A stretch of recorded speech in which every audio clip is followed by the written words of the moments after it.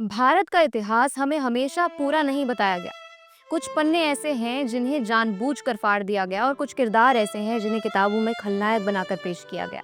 आज हम ऐसे ही एक नायक की कहानी सुनने जा रहे हैं, एक ऐसे वीर की जिन्हें ऑपोजिशन और सिलेक्टिव हिस्ट्री ने माफी वीर कहकर बदनाम किया, लेकिन उनके विचार आज भी उतने ही प्रासंगिक हैं जितने 100 साल पहले थे। नमस्कार, मैं मनवीन, आप देख रहे हैं तीतर।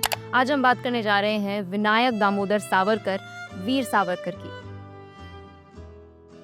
28 मई 1883 महाराष्ट्र, एक बच्चा जिसकी आंखों में आजादी का सपना था। सिर्फ 12 साल की उम्र में उसने वो देख लिया जो बहुत से लोग पूरी जिंदगी में नहीं समझ पाते। उसके गांव पर हमला, घर जलाए गए, लोगों को जबरदस्ती धर्म बदलने पर मजबूर किया गया। लेकिन ये बच्चा डरकर भागा नहीं, अपने दोस्तों को इकट्ठा किया और हमलावर भीड़ को खदेड़ दिया। ये पहली बार था जब विनायक सावरकर ने अपने अंदर के वीर को पहचाना। ये घटना उनके दिमाग में हमेशा के लिए छप गई। उन्होंने समझ लिया कि अंग्रेजों की सबसे बड़ी ढाल है डिवाइड एंड रूल, यानी फूट डालो और शासन पाओ।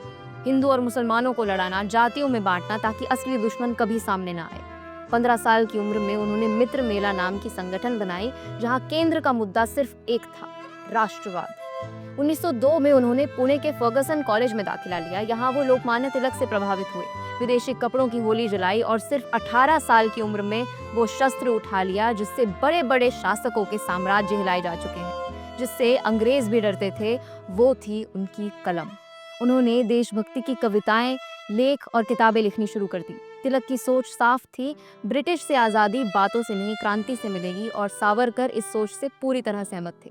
शांजी कृष्ण वर्मा की मदद से वो इंग्लैंड गए, लेकिन वहाँ उन्होंने सिर्फ बैरिस्ट्री की पढ़ाई नहीं की, उन्होंने फ्री इंडिया सोसाइटी भी बनाई। उनकी किताब the history of the war of Indian independence में पहली बार 1857 के सिपाही विद्रोह को फर्स्ट वॉर ऑफ इंडिपेंडेंस कहा गया। किताब इतनी असरदार थी कि अंग्रेजों ने पूरे भारत में इस पर बैन लगा दिया। इनके बढ़ते वर्चस्व को देखकर हर बार की तरह अंग्रेजों ने विनायक सावरकर को भी कैद करने की ठान ली। 1910 में उन्हें पेरिस में गिरफ्तार किया गया। भारत लाए जा रहे थे, लेकिन हार न मानते हुए समुद्र में छलांग लगाकर भाग निकले। 2 किलोमीटर तैरकर किनारे पहुंचे भी थे, लेकिन शायद उस दिन किस्मत साथ नहीं थी। वे पकड़े गए और उन्हें 2 बार 25-25 साल की सजा, यानी उम्र कैद की सजा सुनाई गई। 50 साल काला पानी सेल्युलर जेल, अंडमान, वो जगह जहां दिन में 18 घंटे तेल कोयलों में काम करवाया जाता था, भूखा रखा जाता था और जरा सी गलती पर गर्म लोहे से दाग दिया जाता था। सावरकर समझ गए थे कि उनका जीवन उस काला पानी में रहकर देश के किसी काम का नहीं है।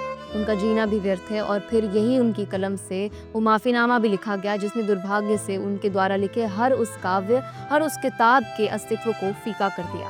वो माफीनामा जिसे आधार बनाकर नेता आज भी राजनीति करते हैं, जिसने वीर सावरकर को माफी वीर बनाकर छोड़ दिया। सोचिए, एक ऐसा क्रांतिकारी जो जेल में रहते हुए भी दीवारों पर नाखून और पत्थर से राष्ट्रवादी विचार लिख रहा हो, क्या वो डरकर झुक सकता है?